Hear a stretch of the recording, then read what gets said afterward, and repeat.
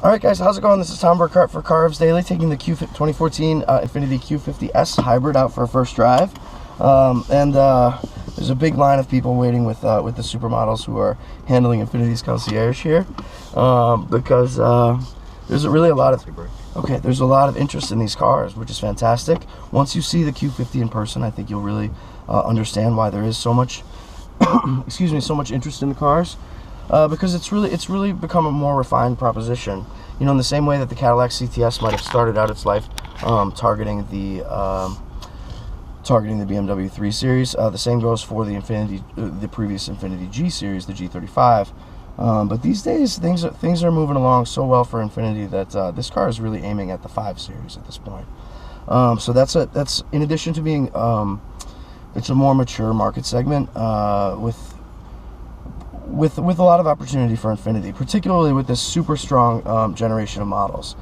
So this is the hybrid, and it's actually it's a sneaky one because it has more power and it has a better sprint time than actually the gasoline models, which Jeff, our guy next to us, just explained. You know, this car has 455 foot-pound of torque, and I believe a 4.8 second 0 to 60 sprint, which is really good for any vehicle, particularly a hybrid. Excuse me, let me sneak by these Porsches. So we are, of course, at Amelia Island's 2014 Concours with you know, basically all the big luxury brands are here, and the RM auctions, the actual RM auction is tomorrow, and tomorrow, Saturday and Sunday are when, you know, the huge volume of people come. You know, all the lawns out here filled up with manufacturer displays and lots of other cool stuff going on. But let's get back to the Q50S hybrid.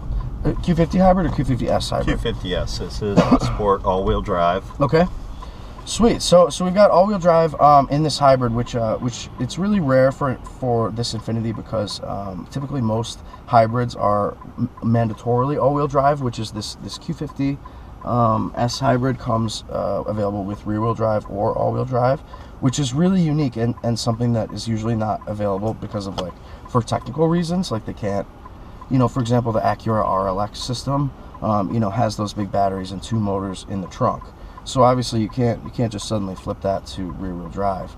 But, you know, so so there are a lot of other examples that we could mention, but that is a pretty innovative achievement for Infiniti, and it really bodes well for this new lithium-ion hybrid systems market impact. So so there is, you know, there's a lot more traffic now, so I don't think we're gonna have the opportunity to really blast the throttle like the Jaguar. But the Q50S hybrid on first sitting feels fantastic. It feels, you know, despite the name change, it feels familiar. All the best you know, G37 traits are present and accounted for, including this really compact steering wheel, perfect driving position, and Steer by wire. Ooh, so steer by wire. So we have it on heavy currently. What's this game? Okay. So the steer by wire. So I generally prefer it to be on heavy, so we'll leave it like that. We got these. You know, you can't run over rich people because they're richer than you are. But this is a good place to get hit by a car. Yeah, it was. That's a bad joke, but yeah, somebody was like, "Oh my God, watch out! You're gonna get hit by this Passat." I was like, "No, I want to get hit by a Mercedes." Okay, so back to the Q50S hybrid all-wheel drive. So this also has a paddle shifted automatic. Wow, 7-speed. 7-speed. Okay, so there's like no downshift rev matching.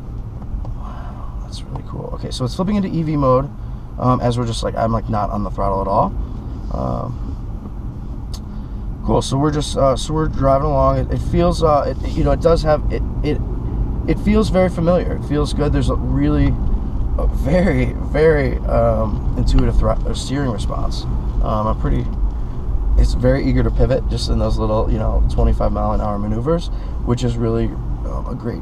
This is a very sporting chassis, as we think we're going to see in the Q50 Eau Rouge version, which I cannot pronounce very well, which is now packing 560 horsepower via the Nissan GT-R's engine.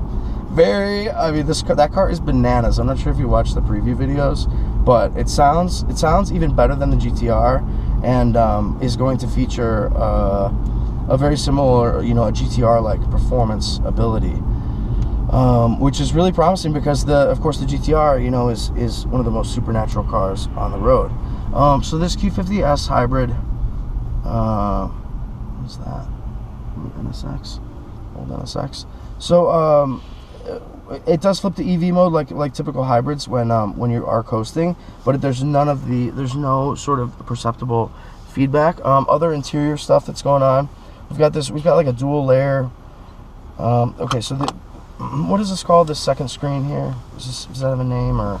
Yeah, well, you can get your mobile apps in here as well. Your Google online search, your Pandora's, all of that in here. Okay. You go in, change all your driver assistance. Nice. But then it also has the. Oh, so this is okay. So it has a little knob here, like BMW iDrive style, for the top, the classical controls, correct, which are also touchscreen, and then this sort of like glassed-in second touchscreen in the center stack as well. Yeah, and you also have your drive mode activation, so you can go in here. Oh, cool. And you can change your settings. Oh, cool. Put it on sport. Nice. Personal is probably. Jeff's already got it on the wildest sports settings it has. So we're behind a school bus, you know, which obviously if you pass, at least in Illinois, is like $1,000 fine because it's, you know, and it should be because it's super dangerous. So we don't want to do anything too crazy. But so let's highlight some of the other Q50S hybrid advantages. In addition to being sort of the latest Infinitis have a very BMW style. They have a very BMW-ish handling feel, which is not. Which is good because BMW's handle the best. They're some of the best handling sedans on the market. So my point in saying that is that this car is able to just cruise and be relaxed, but is also, you can tell, even in, you know, the basis of base Q50, you know, premium, which is I think the cheapest one. It means you can take the car on the track basically, which is a trait that's also shared with BMW. And back to the electronic steering, which feels really quick and feels awesome. So we have multiple settings here for its responsiveness and weight. But I don't know about you guys, but when I was first reading about the Q50's steer-by-wire system, I was like, oh no, you know, it's going to be, you know, it took a long time to get throttle-by-wire to be like good at all. So I was really worried about what that meant and why they were doing that. But now I get it, because in the best case scenario, any kind of fly-by-wire, steer-by-wire, it doesn't have to wait for the hydraulics, which as any it's sort of like Airbus went fly-by-wire like 20 years before Boeing, and their planes are much easier to fly because they react much faster, whereas Boeing's older planes still have the hydraulic thing, which is hydraulics control airplane flaps, and they also control the best feeling steering systems generally. But with a really refined setup, steer-by-wire should, in theory, make it be lightning quick, versus a hydraulic. A pump still has to sort of crank and do things.